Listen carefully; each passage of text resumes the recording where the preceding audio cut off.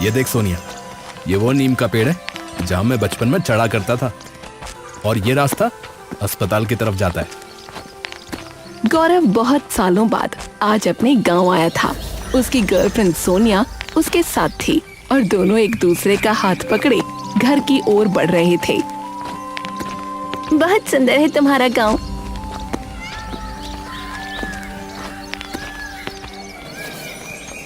तभी अचानक एक बूढ़ी औरत उनके सामने आ खड़ी हुई और चिल्लाई, समोसे लो, गर्मा गर्म समोसे लो। सोनिया अचानक घबरा गई। उसे न जाने कैसा लगा। हे भगवान, कौन है ये? अरे तुम घबराओ मत सोनिया, ये अम्मा है। बचपन से यही समोसे बेचती हैं। मैंने इनके हाथ के खूब समोसे खाए। मुझे तो अपने बेटे की तरह समोसे खिलाए इन्होंने। गौरव उत्साह में आगे बढ़ा। उसने झट से समोसा उठाया और एक बाइट ली। वाह अम्मा, आज भी वैसे ही हैं। खा ले बेटा, खा ले इन समोसों को, और मुझे तेरा ही इंतजार था। सोनिया, अरे ले, तू भी लेना। एक बार खाएगी तो बार बार मांगेगी। हाँ।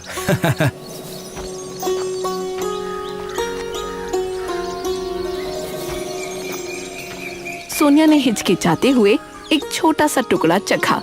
उसका चेहरा खिल उठा। ये सच में बहुत अच्छे हैं। तभी दूर से तेज कदमों की आहट हुई। गौरव के माँ बाप राकेश और ममता तेजी से आ रहे थे। अरे तुम यहाँ खड़े खड़े क्या कर रहे हो भाई? हैं? हम कब से तुम्हारा इंतजार कर रहे हैं। सीधे घर नहीं आ सकते थे? गौरव बेटा, ये सोनिया है ना? जी मम्मी जी, प्रणाम। ये सोनिया है और हम बस समोसे खाने लगे थे। गौरव ने हंसते हुए सारी बात समझाई। राकेश और ममता मिले। चलो सोनिया, चलते हैं, पहले घर चलें। सब आगे बढ़ने ही वाले थे कि अचानक समोसे वाली बुढ़िया ने और उसके कान में कहा, इससे बचकर रहना। गौरव ठिठक गया। एक बार मुड़कर उसने बुढ़िया की तरफ देखा, पर उसकी आंखों में कोई जवाब नहीं था। वो कुछ नहीं समझ पाया। बुढ़िया आगे बढ़ गई। चलो बेटा चलो, देर हो रही है। जी जी। बिना कुछ और सोचे गौरव सोनिया और अपने माँ बाप के साथ आगे बढ़ गया। आओ बेटा आओ, स्वागत है तुम लोगों का। जी मम्मी जी, बहुत शुक्रिया। सब अंदर आए।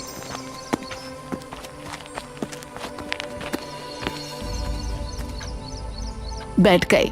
चाय और नाश्ता हुआ। बेटा, शहर में सब ठीक तो है ना?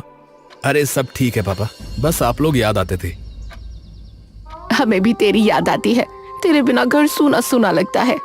तभी अचानक उसकी नजर कोने में रखी पुरानी फ्रेम पर पड़ी। वो एक औरत की तस्वीर थी और वो औरत गौरव की असली माँ रानी थी। पापा, अगर आज माँ जिंदा होती तो कितना अच्छा लगता ना। वो भी मुझे इतना बड़ा होता देख पाती। अब हाँ बेटा, रानी बहुत अच्छी थी, बहुत प्यार करती थी तुझसे। तू बहुत छोटा था जब वो, पर अब जो है उसे भी कम नहीं समझना है। ममता ने तुझे उसी प्यार से पाला है बेटा। बेटा मुझे पता है तू अपनी असली माँ को याद करता है। कोई बात नहीं, वो भी यही मौजूद है, ऊपर से देख रही है। तू उनका नाम ले, मुझे अच्छा लगता है। मम्मी, मैंने कभी कम तो नहीं समझा आपको। बस कभी कभी लगता है अगर वो होती तो कितना अलग होता। हाँ, जैसा लिखा था वैसा हुआ बेटा। बात यहीं खत्म हो गई। अगले दिन सुबह गौरव आंगन में बैठा फोन देख रहा था। तभी सोनिया आई। गौरव, तुम्हारे पास 2000 रुपए हैं? मुझे कुछ लेना है बाजार से। हाँ हाँ, ले ले, जेब में रखें। सोनिया ने जेब से निकालकर पैसे लिए। ये सब ममता देख रही थी। कुछ देर बाद फिर वही। सोनिया ने एक पार्लर वाली दीदी के लिए पैसे मांगे। ये सब ममता देख रही थी। ये चल क्या रहा है? उसी शाम गौरव का दोस्त मनोज आया। अरे गौरव, अरे तू आ गया और तूने मुझे बताया भी नहीं।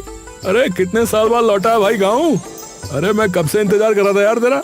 अरे मनोज, अरे तू तो और भी मोटा हो गया यार भाई, हैं? अरे आते ही तुझसे मिलने वाला था यार, पर बस ऐसा ही हो गया।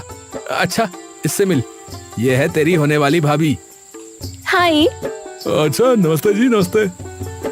वो लोग बैठ गए, बीते दिनों की यादें ताजा करने लगे। कुछ ही देर में समोसे वाली बुढ़िया ने बाहर से आवाज लगाई, समोसे ले लो, समोसे। अरे समोसे वाली अम्मा ही है। मनोज मैं अभी समोसे लेकर आता हूँ। गौरव चला गया। सोनिया और मनोज अकेले रह गए। ममता की नजर अब भी सोनिया पर थी। कुछ देर बाद गौरव आया।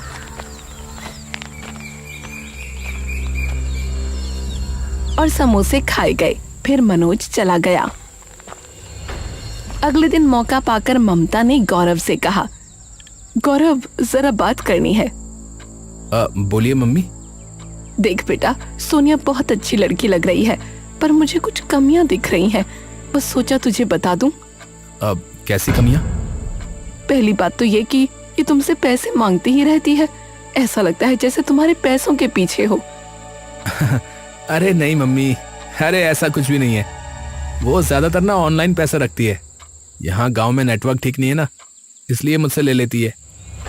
बेटा बात सिर्फ इतनी ही नहीं, दूसरी बात, आज जब तुम्हारा दोस्त आया था, तुम समोसे लेने चले गए थे, तो सोनिया उससे बिल्कुल अलग ही बात कर रही थी। मतलब उसके बोलने का अंदाज, हंसी, हाथ, ऐसा लग रहा था जैसे उस पर डोरे डाल रही हो। मम्मी रुकिए, आप जो कह रही हैं वो बिल्कुल गलत है। ऐसा कुछ नहीं हो सकता। प्लीज सोनिया के बारे में ऐसा मत कहिए, मैं उसे जानता हूँ। बेटा मैं बुरा नहीं चाहती, बस मम्मी बस, आगे से ऐसी बात मत कीजिएगा प्लीज। गौरव वहां से चला गया, लेकिन उसके दिल में शक आ चुका था। कई दिन बीत गए। गौरव के मन में ममता की बातें जरूर थीं, पर वो उन्हें दबाता रहा। सोनिया हर बार सही लगी। उसने सोचा ये सब गलतफहमी है। आखिर एक दिन उसने फैसला कर लिया।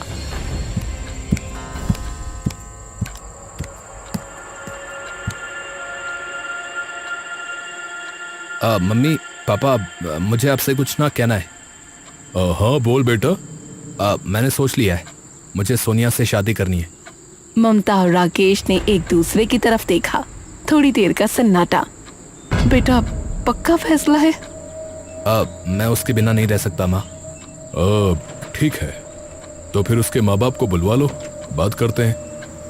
पापा वो बात यह है कि सोनिया के घर वाले ना राजी नहीं है, तो वो ना ये शादी नहीं चाहते। तो फिर? हमें ना बिना उनके ही करनी पड़ेगी। शादी के बाद वैसे भी वो मान जाएंगे। अच्छा भाई, जैसी तुम्हारी मर्जी, जैसा तुम्हें ठीक लगे करो बेटा। शादी की तैयारियां शुरू हुईं।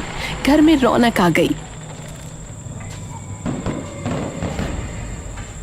पर एक रात राकेश ने गौरव को अपने कमरे में बुलाया। ममता भी थी। बेटा एक बहुत जरूरी बात है। क्या हुआ पापा? देखो बेटा, हमें ना सोनिया पर पूरा भरोसा नहीं है। मैं साफ साफ कह रहा हूँ। अरे पर क्यों, ऐसा क्यों कह रहे हो आप? सुनो बेटा, ये घर, जमीन, फैक्ट्री, जो कुछ भी है सब तुम्हारे नाम पर है। अगर ये लड़की सच में सही नहीं निकली और कोई केस बना दिया तो बेटा सब कुछ चला जाएगा। हमारे देश का कानून ही ऐसा हो गया है आजकल। मैंने खबरों में देखा है, लड़कियां तलाक लेकर लड़के की सारी जायदाद हड़प कर ले जाती हैं। बेटा बस एहतियात है, तेरे भले के लिए कह रही हैं। आप लोग सही कह रहे हैं, तो क्या करना चाहिए? देखो बेटा, सब कुछ तुम फिर से मेरे नाम पर कर दो, फिर कोई भी तुम्हारा कुछ नहीं ले जा सकता। ठीक है, जैसी आपकी मर्जी, मैं तैयार हूं।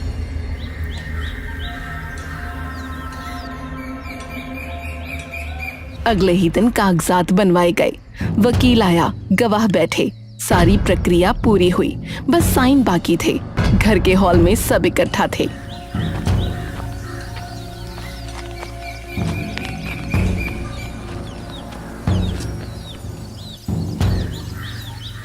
समोसे, गर्मा गर्म समोसे ले लो बेटा, मेरे समोसे। देखते ही देखते वही बुढ़िया हॉल में आ खड़ी हुई। अरे अम्मा, अरे तुम कहाँ से आ गई? अरे लाओ लाओ समोसे दो। ले बेटा ले, तू तो मेरे समोसे खाने आता ही नहीं है, भूल गया क्या अम्मा को? अरे नहीं नहीं अम्मा, अरे आपको भला कैसे भूल सकता हूँ। गौरव समोसे लेने लगा। बुढ़िया सबको समोसे बांटने लगी, पर अचानक बुढ़िया के हाथ से चटनी का कटोरा फिसला। हाय राम! कटोरा टूटा, चटनी के छींटे उड़े और सीधे कागजात पर जा गिरे। सारे कागज बर्बाद। राकेश का चेहरा लाल हो गया। अरे अरे ये क्या कर डाला तूने, पगली कहीं की? मैं तो गलती से। गलती? सब बर्बाद कर दिया तूने। अरे पापा, अरे रुकिए, क्या कर रहे हैं आप? ये तो बस गलती से हो गया। गलती से? अरे इसने पूरा काम बिगाड़ दिया। अरे तो दूसरे कागज बनवा लेंगे, इसमें इतना गुस्सा क्यों कर रहे हो?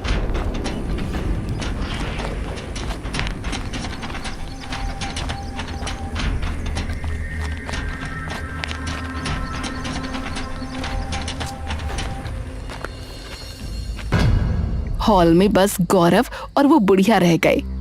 क्या हो रहा था यहाँ बेटा? इतने सारे कागज, इतना गुस्सा। अरे कुछ नहीं अम्मा, जरूरी काम था, अब दोबारा करेंगे। दरअसल सारी जायदाद मेरे नाम है, वो पापा के नाम कर रहे थे।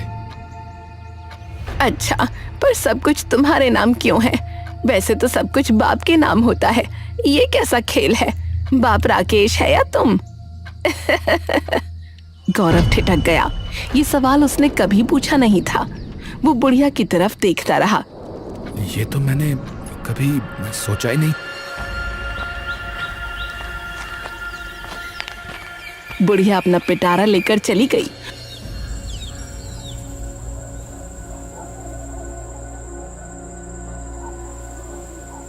और उस शाम गौरव ने राकेश से सवाल किया। पापा एक बात बताइए, ये सब घर, जमीन, फैक्ट्री मेरे नाम पर ही क्यों है? ऐसा क्यों है? ये तो आपका होना चाहिए था ना शुरू से। इसलिए बेटा क्योंकि ये सब तुम्हारी असली माँ रानी का था। क्या? हाँ हाँ, और उन्होंने वसीयत कर रखी थी कि जब तक तुम 18 साल के नहीं हो जाओगे तब तक ये सब किसी और के नाम नहीं कर सकते। तो आपका क्या था? मतलब आपके पास क्या था? मेरे पास एक छोटा सा मकान था, वो भी मैंने बेच दिया था क्योंकि मैं तुम्हारी माँ के साथ यहाँ रहने लगा था। हम दोनों बचपन के दोस्त थे, प्यार भी बहुत था। ये सब आपने मुझे पहले क्यों नहीं बताया? अरे अब बता रहा हूं ना, हर चीज का एक समय होता है। ठीक है, फिर से कागज बनवाते हैं, सब आपके नाम कर दूंगा।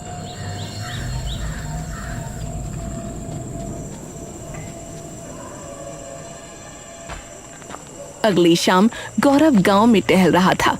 उसकी नजर मनोज के घर पर पड़ी।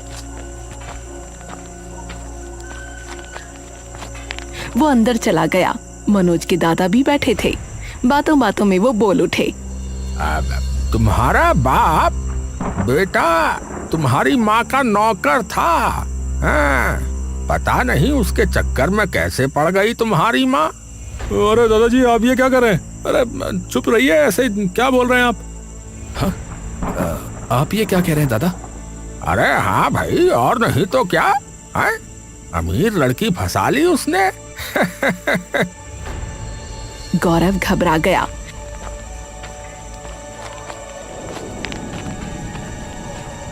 पर जैसे ही वो घर पहुंचा, अंदर चीख पुकार मची हुई थी। ममता रो रही थी, राकेश परेशान घूम रहे थे।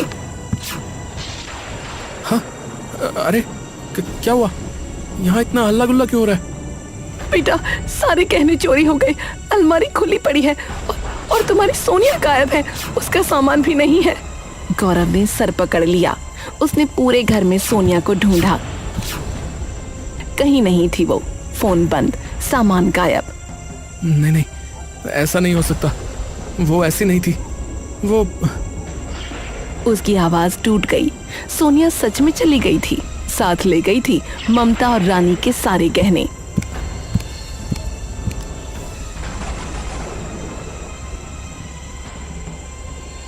मम्मी मम्मी आप सही कह रही थी। सोनिया सिर्फ पैसों के पीछे थी। यहाँ तक कि समोसे वाली बुढ़िया ने भी मुझे पहले एक दिन इशारा किया था। मैं ही नहीं समझा। मुझसे बहुत बड़ी गलती हो गई।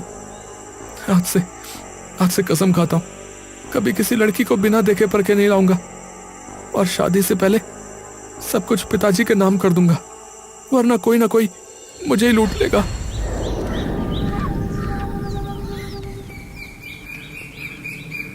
एक दो दिन यूं ही बीत गए। गौरव कमरे में बैठा रहता, न बोलता न खाता, न उसकी आंखों में नींद थी।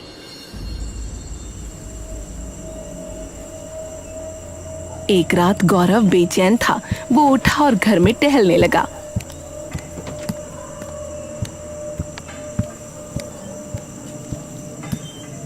कितनी बड़ी बेवकूफी कर दी मैंने। कितना बड़ा सबक मिला मुझे इसका। तभी दूर से कोई आवाज आई, जैसे कोई रो रहा हो। गौरव चुपचाप आवाज की तरफ बढ़ा। आवाज बेसमेंट से आ रही थी। उसने दरवाजा खोला। अंदर अंधेरा था। उसने फोन की लाइट जलाई। हाँ? सोनिया सोनिया वहां बंधी हुई थी। गौरव ने झट से उसके बंधन खोले। अरे तुम यहाँ कैसे? मुझे तो लगा कि तुम भाग गई। नहीं गौरव, मैं नहीं भागी। जब तुम बाहर गए थे मैं तुम्हारे मम्मी पापा के कमरे के पास से गुजर रही थी, तभी मैंने उनकी बातचीत सुन ली। बातचीत? कैसी बातचीत? वो कह रहे थे एक बार ये लड़का सारी जायदाद हमारे नाम कर दे, फिर दोनों को ठिकाने लगा देंगे, बिल्कुल वैसे ही जैसे उसकी असली माँ को ठिकाने लगाया था। गौरव के पैरों तले जमीन खिसक गई। ये क्या बोल रही हो तुम? मैं वहां से भागने वाली थी, उन्होंने मुझे देख लिया। दोनों ने मुझे पकड़ा और यहाँ बंद कर दिया। गौरव का खून खौल उठा। वो सीधा हॉल में आया। तभी सामने राकेश खड़े थे, मानो इंतजार ही कर रहे थे।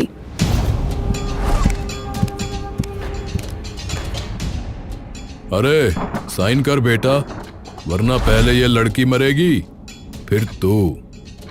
तो तुम दोनों ने मेरी असली माँ को मार डाला। अरे चुपचाप साइन कर और इस लड़की को लेकर जिंदा वापस लौट जा, वरना। गौरव ने कांपते हाथों से आखिरकार साइन कर दिया।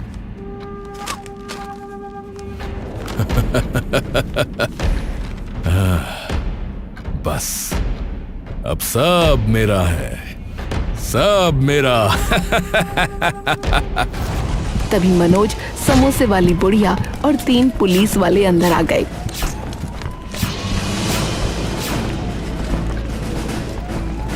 अरे यार, मैंने नजर रखी हुई थी। समोसे वाली अम्मा ने पहले ही बता दिया था कि यहाँ कुछ होने वाला है। अरे कोई फर्क नहीं पड़ता, देख लो जो होना था हो चुका। अब ये सब मेरे नाम है, कोई कुछ नहीं कर सकता। तुम्हारा सब कुछ बिगड़ने वाला है राकेश। ये प्रॉपर्टी तुम्हारे नाम तब होगी ना जब वो गौरव की होगी, और गौरव की तब होगी जब रानी मर चुकी होगी। अरे रानी तो मर चुकी है। नहीं राकेश, रानी मरी नहीं। ये कहकर उसने धीरे धीरे प्लास्टिक की परत अपने चेहरे से उतार फेंकी। सामने एक तेज आत्मविश्वास से भरी औरत खड़ी थी। माँ? हाँ बेटा, मैं जिंदा हूँ।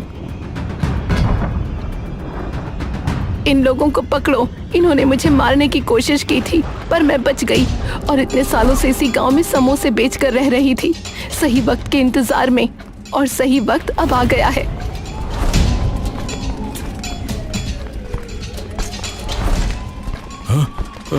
अरे ये क्या हो रहा है? अरे छोड़ो मुझे। अरे ये सब मेरा है, ये सब मेरा है। हाँ ये मेरा है। मैंने बहुत समय से प्लानिंग की है, मैं ऐसे नहीं छोड़ सकता। ये सब मेरा है। सिर्फ तुम्हारा नहीं, हमारा है। हमारा। अरे अब चल, अब धाड़े में बताएंगे तन्ने कि क्या है तेरा। ये डंडा भी तेरा ही लग रहा है मन्ने। पुलिस राकेश और ममता को ले गई।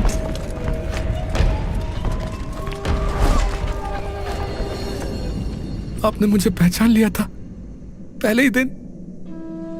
हाँ बेटा, मैंने तुझे पहले ही दिन कहा था इससे बचकर रहना। वो मैंने राकेश के लिए कहा था, तू समझ नहीं पाया, पर कोई नहीं, अब सब ठीक है। माँ माँ माँ, मैंने आपको पहचाना नहीं माँ। मैंने तो उन्हीं लोगों को अपना माँ बाप समझा। अच्छा ज्यादा मत रो। ये बता, समोसे खाएगा? मैंने आपके समोसे को कभी मना किया माँ? बोलो, किया कभी? तो मैं अभी बना कर लाती हूँ। मुझे भी सिखाइए ना मम्मी जी। हाँ जरूर, आजा मेरी बहू रानी। सब हंस पड़े। अब घर में रौनक लौट आई थी, असली रौनक।